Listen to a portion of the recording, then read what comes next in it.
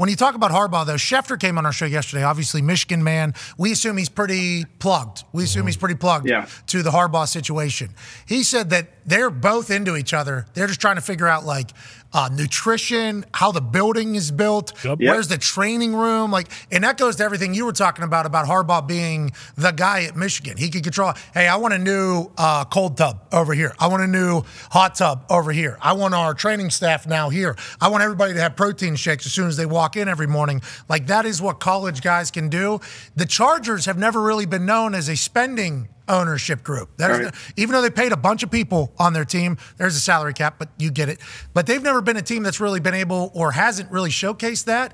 Is that legitimate? You think that is what it might come down to in the end, whether or not he's with the Chargers and kind of what Schefter was reporting there?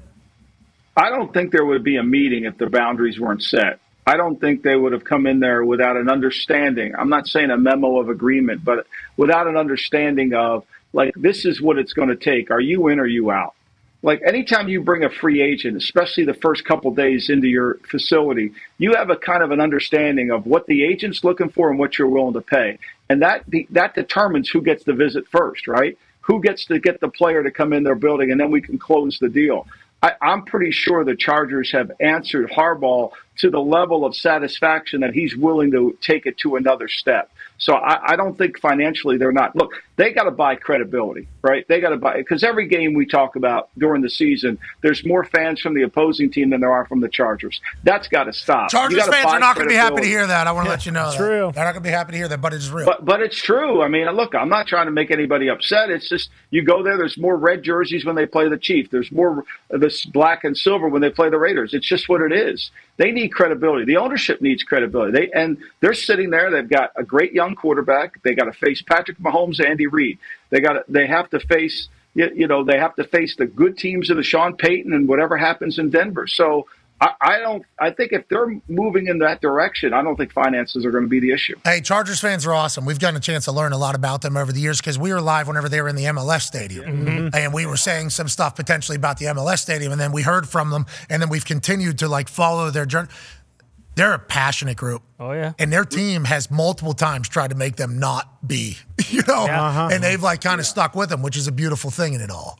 Lombo. Yeah, especially when they were in San Diego. I mean, those Raiders San Diego games, those were, then they just leave, hard. right? Then they just leave, and they go to L.A., which I think San Diego, L.A. already has a thing because, Then the Rams. And then the Rams have the stadium and win the Super Bowl in that stadium. And Chargers fans are like, what are we doing? Are we Rams fans? Are we allowed to be? Yeah. And then remember the doctor with Tyrod. It was like a never-ending thing. Anthony Lynn, when they were still mathematically in the playoffs. I told the boys were screwed. Okay, so it's just like a never-ending supply. And the Chargers fans have stuck with them. They will come out if you get a winner. And it feels like they have the pieces to do so.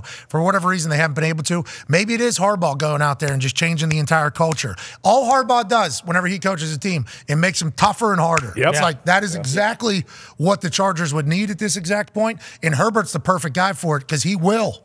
Herbert is like the face of being a guy who's okay with not saying anything and also running his face through a wall to get a win. Hopefully he'll be able to do that. We won't waste it. Now there's a couple other conversations taking place. Go ahead, Con Man. Yeah, Lombo. It was reported that Bill Belichick met with the Falcons for 3.5 hours yesterday. That one was kind of curious for some of us. Is Bill just not really going to say no to any interviews? He's going to just kind of see what everything is going on. And then Dallas is kind of the one that everyone's pointing to. Mike McCarthy goes 12-5 for 3 years, but they really don't have any success past the wild card weekend. What do you expect there? And then also, what is Bill Belichick even doing spending 3.5 hours? Can't he just walk in and be like, hey, 28-3, bitch, I should be the coach? Or, does he wear the rings? Yeah. Does he wear the rings into the room? Like, does he just say, you guys are losers, I'm a winner, give me the job? Like, how does that process go? Picturing him walking in with a tablet, nervous to show his hand, doesn't really make sense as far as outside looking in, assuming that Bill is going in there with somewhat of a plan if it's lasting 3.5 hours. Well, look, when he went in there, it's about learning as much about Arthur Blank as Arthur Blank is learning about him, and what the problems Arthur Blank views as with the Atlanta organization and how he views the structure of what he thinks needs to stay, what needs to go, what direction they need to go. It's really about can I set up my program? What are the positives? What are the negatives of the place? And it's a relationship between him and the owner, because wherever he goes, there's not going to be any of those what the mafia calls buffers. There's no buffers in this. This is going to be the owner talking directly to him, and he talking directly to the owner, right? So there's nobody in between, and that has to be a relationship that is comfortable. And I think the 3.5 hours were spent trying to understand one another and understand where he needs to go with his football team. It's a data collection. These things are marriages. You just can't rush into it. This isn't speed dating or the senior bachelor. You got to spend some time on this thing and understand what the hell's going on. And I think that was, and I'm sure there'll be another meeting down the road to go over more of if this takes another step. So I think it's kind of a discovery. You know, whenever you do a court case, you have discovery. I think this is really what the stage is. If it gets to stage 2, now we're talking about getting something serious. All right, let's talk about Dallas. All right, Jerry fired Chan Gailey after 2 wild cards, okay? After the season, he fired him.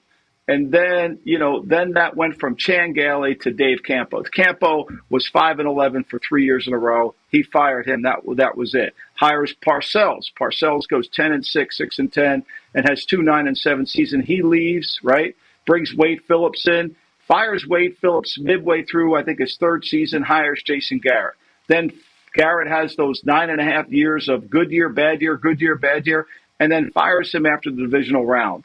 And so it's not usually Jerry's nature to fire somebody other than Gailey after he's been so successful.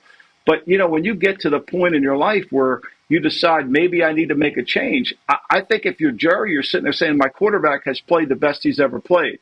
Now, there's more than just Dak played poorly and McCarthy wasn't good on Sunday. Their defense wasn't any good either.